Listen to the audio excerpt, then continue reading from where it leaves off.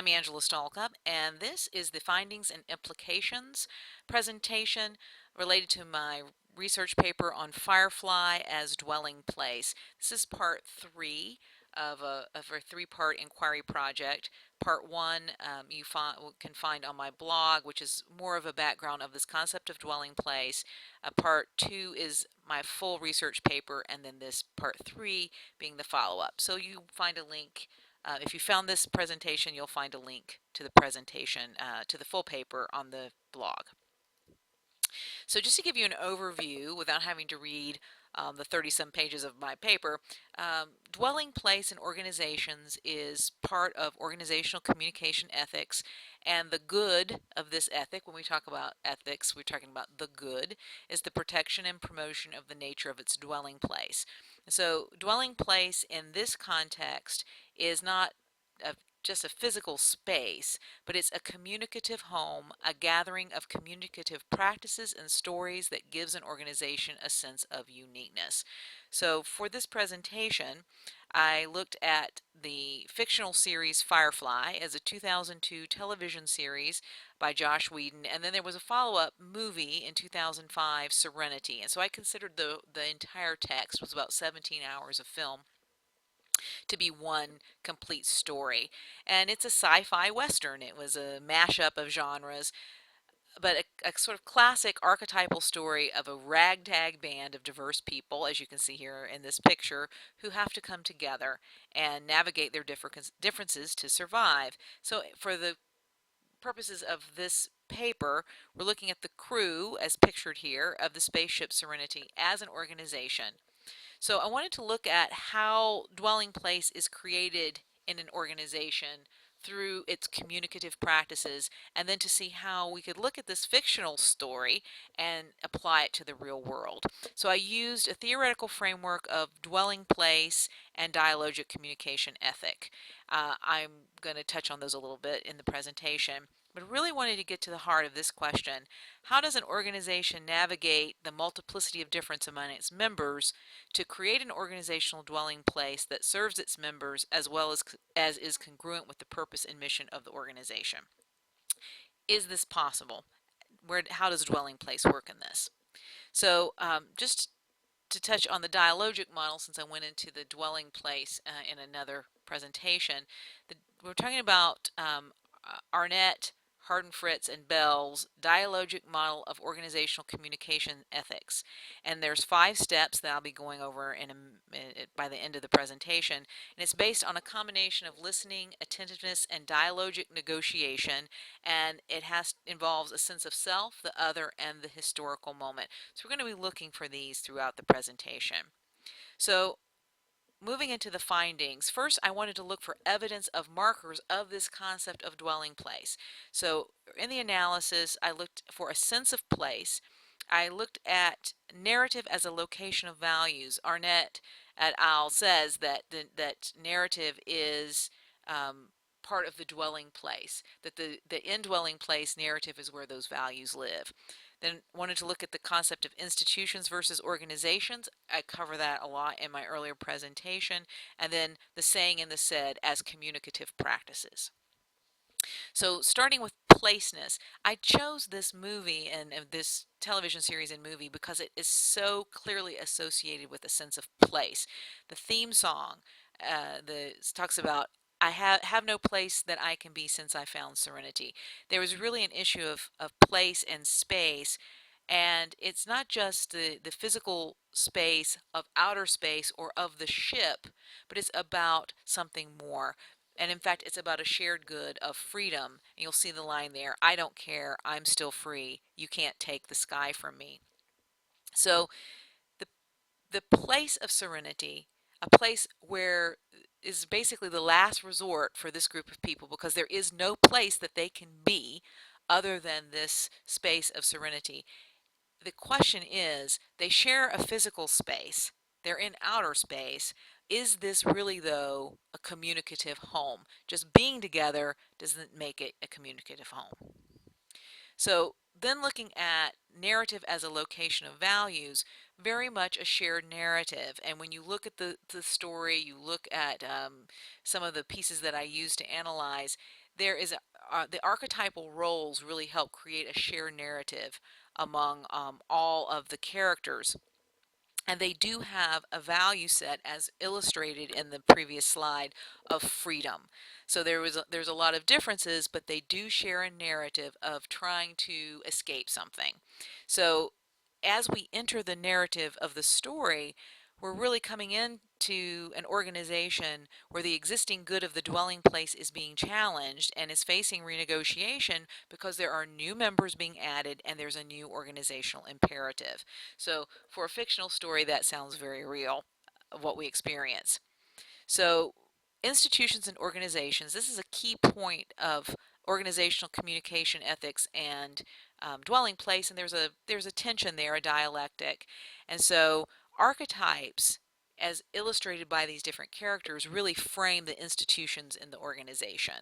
And so the characters are responding to institutions and organizations. The identity of the organization of Serenity and the good it protects and promotes is based on its association with and its oppositions to the institutions of the world of the story. So it is in opposition to the primary dominant institution of this world, which is called the Alliance, but they're also in opposition to an institution of complete savagery and inhumanity called the Reavers. As an organization, they are outlaws. I'm doing air quotes, but they're not cutthroat. And so they use these other institutions and organizations to find their identity. And then each of these individual members has chosen to leave an institution or is fighting against an institution. Thus, when they end up in this dwelling place where they have no other place they can be, their organization is part of an institution that's in opposition to other institutions. So then communicative practices. This is something that is really the heart of organizational communication ethics and of dwelling place. So particular communicative practices, I wanted to look at the structured practices of the organization and the unstructured. So the structured practices, there weren't a lot. They would have ship-wide meetings, they'd have core crew meetings, and then they would meet at mealtime. So these were the structured times when the captain would speak or they would talk as a group. There were a lot more unstructured communicative practices where people would speak in dyads or triads at times of rest or in private spaces. And it's interesting that in the structured spaces there wasn't a whole lot of room for emergent dialogue. It was in the unstructured spaces where the emergent was allowed to happen, when people really were feeling a sense of connection and were coming together as a community. So an important part of the communicative practice is the saying and the said, again, which I developed in the framework piece on the earlier project. The saying being what actually is happening, the lived experience of the organization, the said being the official policies. So finding a balance between the saying and the said. Serenity, the organization, has a problem with balancing the saying and the said. The said, the policy is the captain's word is law. And there's several scenes where he threatens to kill people who come against him. Another part of the said of the policy is we'll do any job, don't care what it is, and then the only purpose is to keep the ship in the air. Those are the policies. Yet, when you see how they are actually living, the saying, they don't just take any job. They will refuse to take money if they feel like it's not ethical. And ultimately, they find that instead of just doing a job, not caring what it is, and having just one purpose, which is to keep the ship and the crew alive, they come to the conclusion that it is about doing the right thing, even if that risks the lives and of the crew and of the ship. So this moves us into the dialogic analysis, and we're going to look at 5 points. This is Arnett and Company's interpretation of sort of their general dialogic model as applied to organization. So I've shortened these a little bit because they're lengthy, just to get to the meat of it.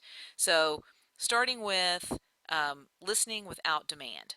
So dialogic analysis is going to involve listening, attentiveness, and negotiation. The self, the other, and the historical moment. So we mentioned that before. So we're going to see elements of that in this. So again, back to listening without demand. So in organizational communication ethics, listening without demand involves attentiveness to what constitutes a given dwelling place. Well, this is not present in the world of Serenity.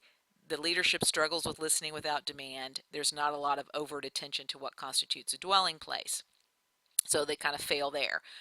The second point is there would be a tentativeness to the character of the dwelling place, to the communicative life together in organizational settings. Again, structured communicative practices don't support that. However, through the unspoken, through the actions of individual members, we see this attentiveness to self, other, and historical moment, which I found to be rather surprising. Then the third point is that dialogic negotiation requires that the understanding of dwelling place be negotiated and renegotiated. We really see that happening in the organization of Serenity. There's a lot of resistance, particularly by the old crew members to the new. However, they are forced to renegotiate to be able to keep going, and by the end, they have crafted a new good for the organization. Then we move into this idea of temporal dialogic ethical competence, which is where you combined attentiveness, listening without demand, and negotiation, and particularly moving from knowledge to learning and then having an ongoing engagement in dialogue. Again, a lot of resistance to this, and particularly in structured ways. However, through the lived experience, through the saying of the organization, and their unstructured communicative practices, they're able to create a shift from knowledge to learning. It's not done in a purposeful way, but it happens, and dialogue is allowed to emerge even though it's not planned. And then finally, in the fifth point of dialogic analysis, the emerging possible involves connecting one's responsibility to a particular dwelling place and not demanding that the organization do things my way. So interestingly, even though this is a group of people that is repeatedly facing decisions to look out for their own interest, they are eventually able to decide as a group to put their responsibility to the dwelling place above their own interest, and in fact are willing to risk their lives in the end. And the most selfish character of all sums up the new good of the organization. If you can't do something smart, do something right. So doing the right thing becomes the shared good and becomes the nature of this dwelling place. So contemporary organizations are facing a lot of the same issues that we see in Firefly and with the organization of Serenity. Diverse and changing organizational membership, changing organizational imperative, the changing historical moment. Now in Firefly, there are very few structured dialogic communicative practices, and so you don't see a lot around that in the dialogic analysis, but it's the unstructured practices that are both verbal and nonverbal that lead to dialogic engagement in this concept of dwelling place. Again, I found that sort of surprising. I wasn't expecting to see that. So in the real world, organizations that actively use these tools of dialogic ethic can better navigate the concept of dwelling place. They weren't trying in Firefly. They weren't trying in the organization of Serenity to do this, to use these tools, and yet it happened.